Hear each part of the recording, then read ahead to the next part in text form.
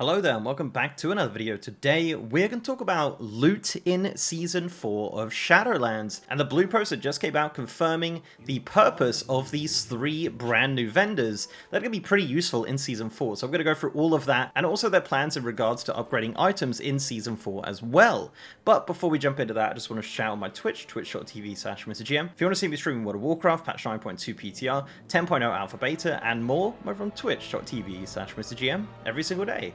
Right, so yes, as I said, Blizzard have just outlined all of their plans for Season 4 gearing with Shadowlands, and Season 4 is going to be the final season of Shadowlands, which is kind of like an experimental testbed for the expansion and for the future of World of Warcraft. It includes some pretty interesting Mythic Plus changes, including adding old dungeons, and even some dungeons that didn't originally have Mythic Plus, like Iron Docks or Grimrail Depot, to the mix. Also, they're adding something called Fated Raids. Now, Fated Raids are really interesting because essentially what they're doing in Season 4 is making all 3 of these Shadowlands raids relevant for Season 4 gearing, which is actually really cool. And as I said, they've just outlined their plans in regards to these vendors, which are selling items from raids at a high item level. But first, let's explain a little bit about Fated Raids and how they work. So in Shadowlands Season 4, every week the Fated Raid will change. One week it could be Sanctum, another week it could be Sepulchre, the first ones, etc, etc. As you can see here on the calendar,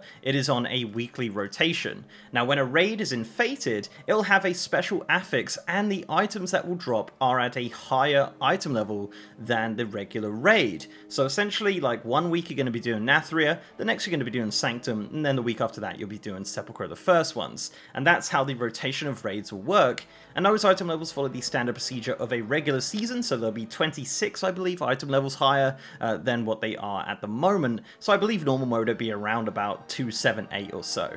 Now obviously raids will stay the same in regards to getting loot and things like that, but they are creating a brand new deterministic way to gain loot during the season. And this is what brings us to the vendor. Now, as you can see, there are 3 vendors here, one for Nathria, one for Sanctum, and one for Sepulchre. And you'll notice a brand new currency here called a Puzzling Cartel Dinar. And these are unique 3, and you can only obtain 3 of them in the entire season. So essentially in Shadowlands Season 4, you get to choose 3 items total from these vendors. It's a one-time purchase, and once you've spent all 3, the vendors will go away and you won't be able to purchase any more items. Now, how do you obtain the Puzzling Cartel Dinar? These are actually obtained through a series of quests, 3 quests, as you'd imagine. Now, these quests are essentially just to kill fated bosses.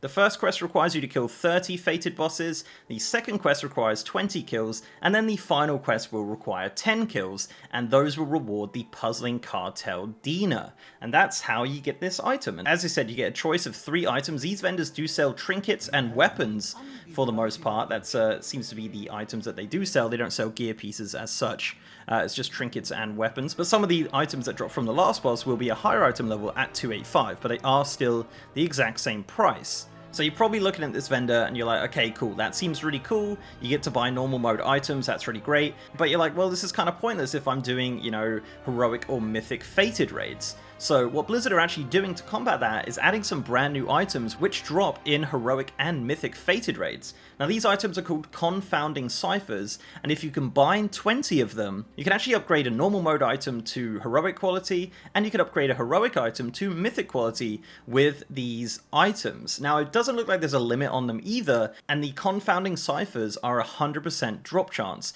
So essentially every 20 fated bosses you kill, you'll be able to combine these ciphers to upgrade your items from normal to heroic to mythic.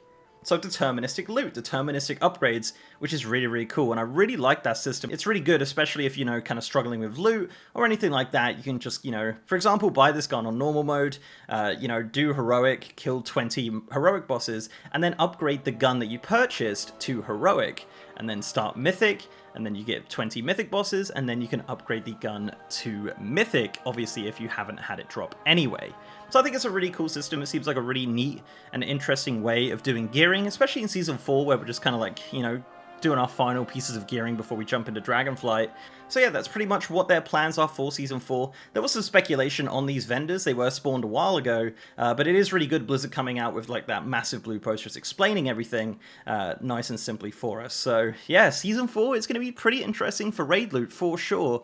It doesn't look like these Dinas will be obtainable through Mythic Plus or anything like that, so it is just going to be exclusively raid content, and it also doesn't look like it is involved in looking for raid either. However, that is yet to be seen. Maybe that's something they just kind of missed from the blue post, but it does look like it affects normal mode, mythic mode, and heroic, of course. So yeah, guys, let me know down below what you think of this system. Would you like to see it in Dragonflight and be used in the future? I really like deterministic loot. I like loot being on a vendor. It's something I've always liked in WoW.